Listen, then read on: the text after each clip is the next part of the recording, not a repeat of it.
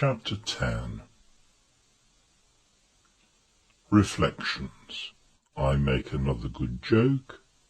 Am annoyed at the constant serving up of the blancmange. Lupin expresses his opinion of weddings. Lupin falls out with Daisy Mutler. November the 16th. Woke up about 20 times during the night with terrible thirst. Finished off all the water in the bottle as well as half that in the jug. Kept dreaming also that last night's party was a failure and that a lot of low people came without invitation and kept chaffing and throwing things at Mr. Perkup, till at last I was obliged to hide him in the box-room, which we had just discovered, with a bath towel over him. It seems absurd now, but it was painfully real in the dream. I had the same dream about a dozen times. Carrie annoyed me by saying, "You know champagne never agrees with you." I told her I had only a couple of glasses of it, having kept myself entirely to port. I added that good champagne hurt nobody, and Lupin told me he had only got it from a traveller as a favour, as that particular brand had been entirely bought up by a West End club. I think I ate too heartily of the side dishes, as the waiter called them. I said to Carrie, I wish I had put those side dishes aside. I repeated this, but Carrie was busy packing up the teaspoons we had borrowed of Mrs. Cummings for the party. It was just 11:30, and I was starting for the office when Lupin appeared with a yellow complexion and said, "Hello, Gov. What price head have you got this morning?" I told him he might just as well speak to me in Dutch. He added, "When I worked this morning my head was as big as Baldwin's balloon." On the spur of the moment I said the cleverest thing I think I have ever said, viz., "Perhaps that accounts for the parachuting pains." We all three roared. November the 17th. Still feel tired and headachy. In the evening Gowing called and was full of praise about our party last Wednesday. He said everything was done beautifully, and he enjoyed himself enormously. Gowing can be a very nice fellow when he likes, but you never know how long it will last. For instance, he stopped to supper, and seeing some blancmange on the table, shouted out, while the servant was in the room, "Hello, the remains of Wednesday?" November the 18th. Woke up quite fresh after a good night's rest and feel quite myself again. I am satisfied a life of going out and society is not a life for me. We therefore declined the invitation which we received this morning to Miss Bird's wedding. We only met her twice at Mrs. James, and it means a present. Lupin said, "I'm with you for once. To my mind, a wedding's a very poor play. There are only two parts in it, the bride and the bridegroom.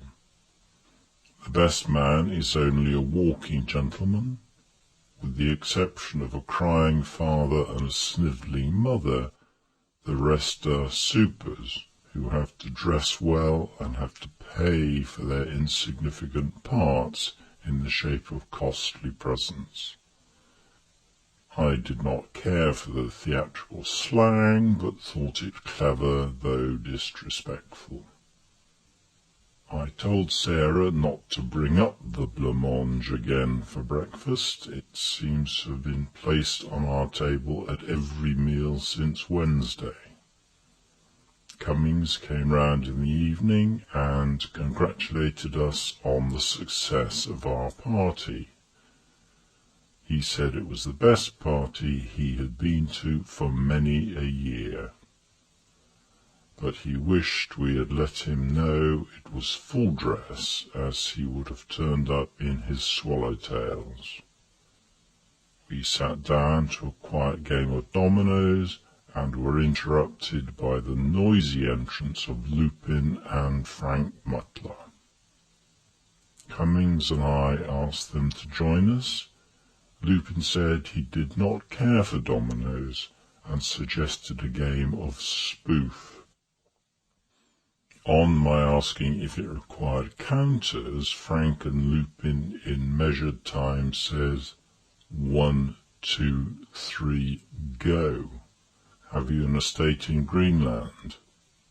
It was simply Greek to me, but it appears it is one of the customs of the Holloway comedians to do this when a member displays ignorance.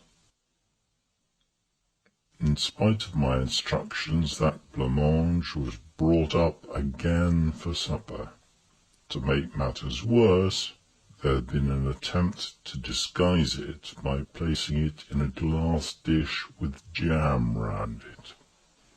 Carrie asked Lupin if he would have some, and he replied, "No second-hand goods for me, thank you."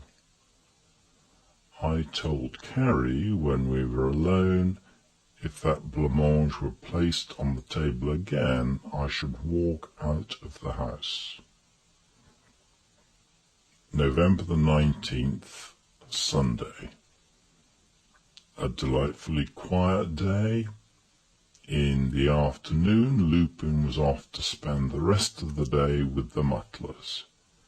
He departed in the best of spirits, and Carrie said, "Well, one advantage of Lupin's engagement with Daisy is that the boy seems happy all day long. That quite reconciles me to what I must confess seems an imprudent engagement." Carrie and I talked the matter over during the evening, and agreed that it did not always follow that an early engagement meant an unhappy marriage. Dear Carrie reminded me that we had married early, and with the exception of a few trivial misunderstandings, we had never had a really serious word.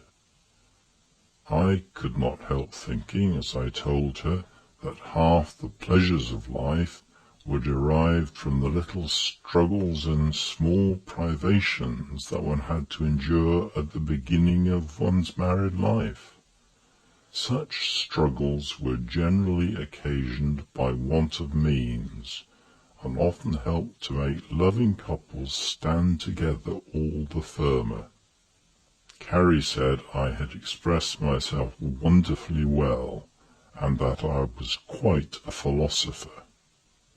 We are all vain at times, and I must confess I felt flattered by Carrie's little compliment.